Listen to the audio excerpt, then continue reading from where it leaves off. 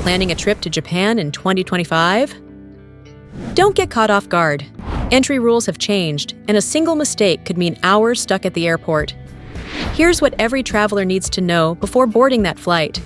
Hi, I'm your guide from Stories of Japan, and today we'll break down the new Japan entry rules for 2025, including updates to Visit Japan Web, visa-free travel changes, new airline battery regulations, shopping tax-free rules, and internet options like SIM versus Wi-Fi.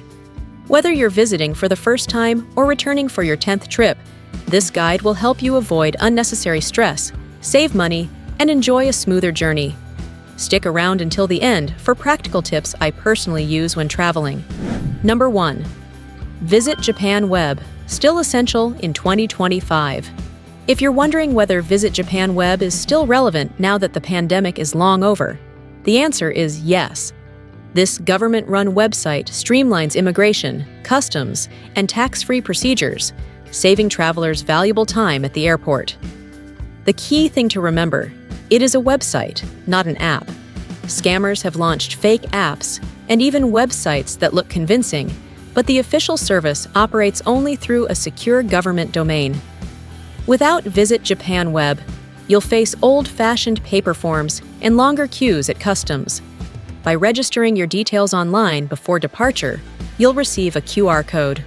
Immigration officers scan it in seconds, drastically cutting waiting time. I always recommend taking a screenshot of the QR code, just in case airport Wi-Fi slows down. While it isn't legally mandatory, over 80% of travelers now use it, and the government continues to upgrade the system. If smooth entry matters to you, this is your first big step. Number 2. Japan entry rule updates towards Japan ESTA. Japan currently grants visa-free entry to 71 countries and regions, but officials are tightening security while keeping tourism open. The government has announced plans for a pre-screening system similar to the US ESTA. Travelers would submit personal data, accommodation details, and itineraries before boarding. Although originally targeted for 2028, the government under Prime Minister Ishiba has accelerated the timeline, aiming for an earlier rollout. Once active, the system should make immigration more efficient, reducing peak hour congestion at airports like Narita and Haneda. But travelers must stay alert. Fake Japan ESTA sites already exist, charging fees and stealing personal information. The official system is not yet launched as of late 2025, so if you see a site offering Japan ESTA registration, it's a scam. The best practice is to follow official government announcements only. For frequent travelers, this change could ultimately speed up arrivals. But for now, knowledge is your best defense. Number 3. Airline battery restrictions. New rules from July 2025.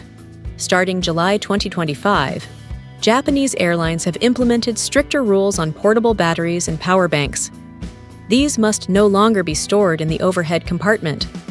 Instead, passengers must keep them in visible, accessible places like their pockets or under-seat storage. Why? Because multiple incidents worldwide, including on flights in Korea and the US, involved overheating batteries. In rare cases, fires broke out mid-flight. Japan's Aviation Authority responded with tighter rules across all 23 domestic carriers. From ANA to JIL, capacity also matters.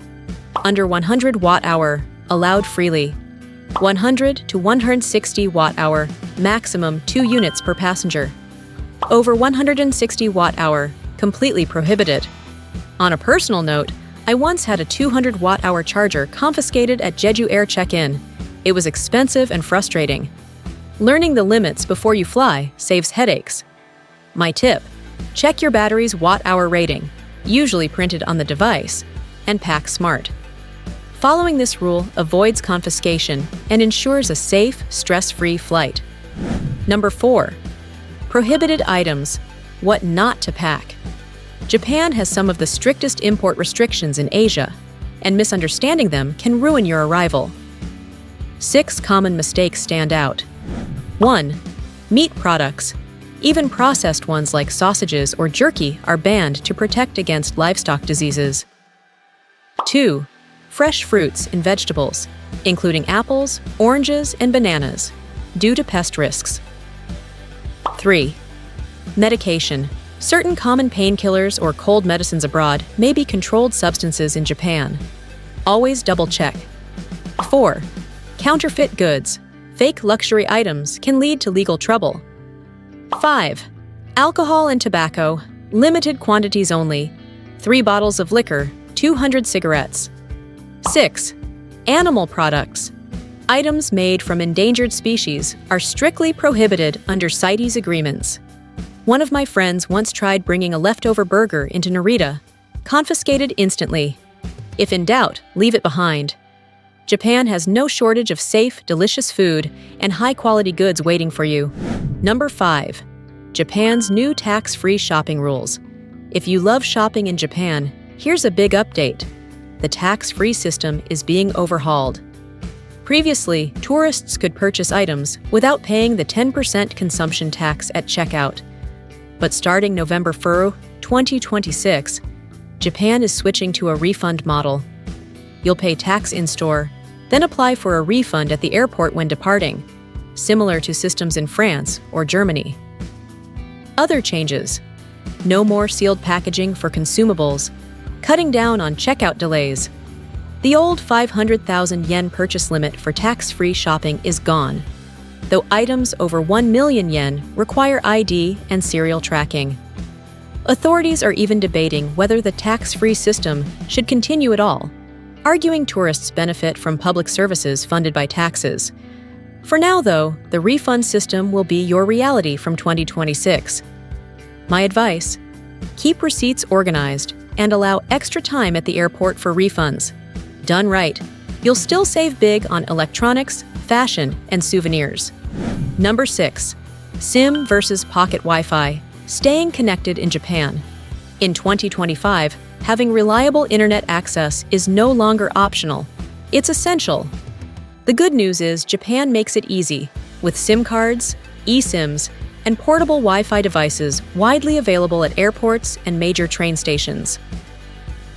If you're traveling solo or want simplicity, an eSIM is the fastest option. No need to swap physical cards, just scan a QR code, and you're connected. Providers like Japan Wireless or Airline offer flexible packages.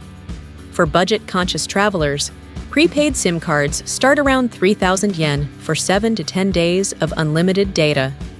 But if you're traveling as a group or family, a pocket Wi-Fi router can save money. One device supports multiple users, which is perfect for families with kids streaming or sharing photos.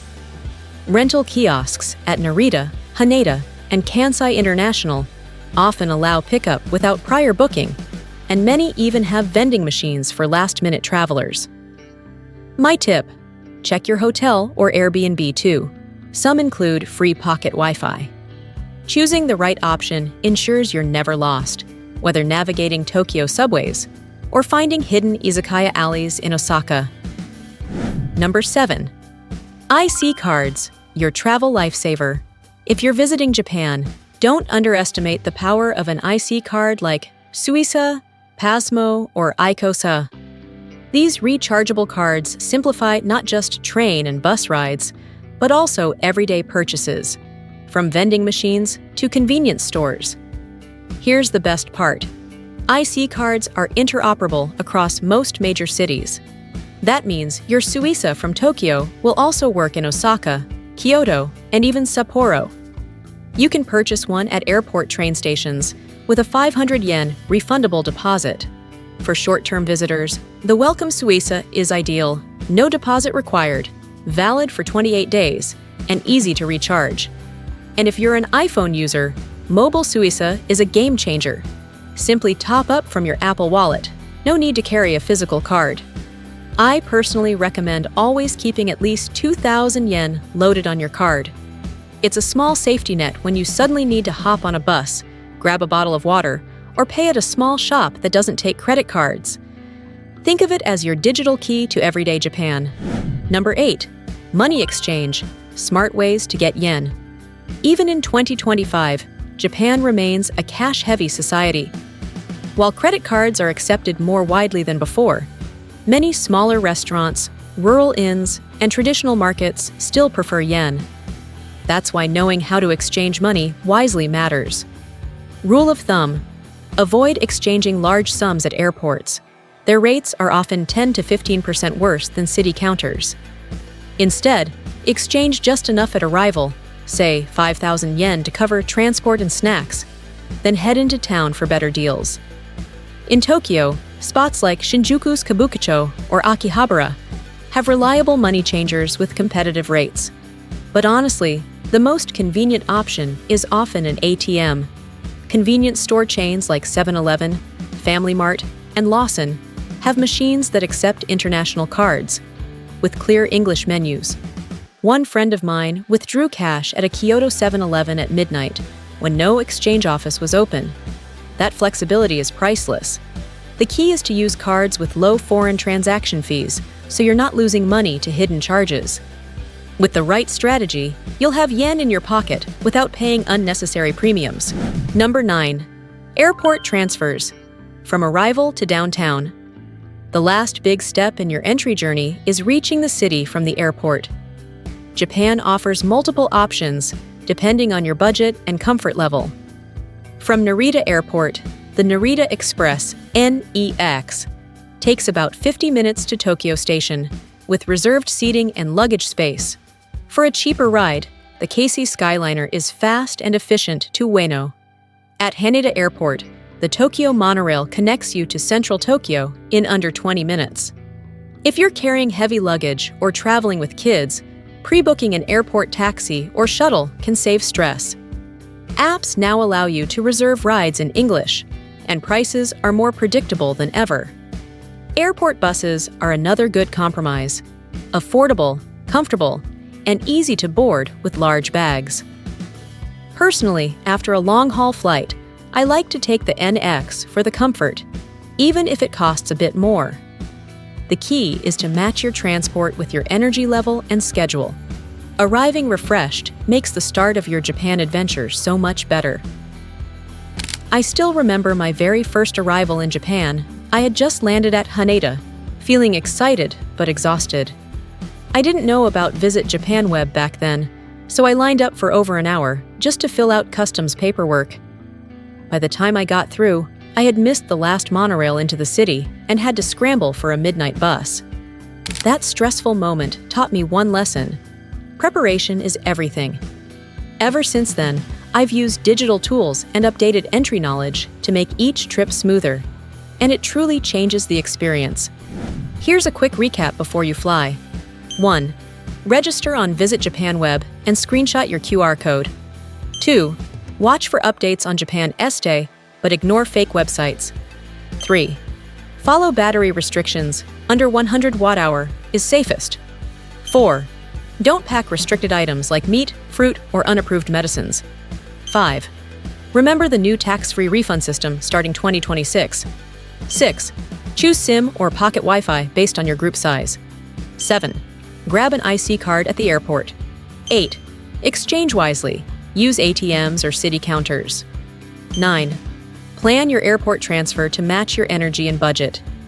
If this guide helped you, make sure to subscribe to Stories of Japan for the latest travel tips and cultural insights.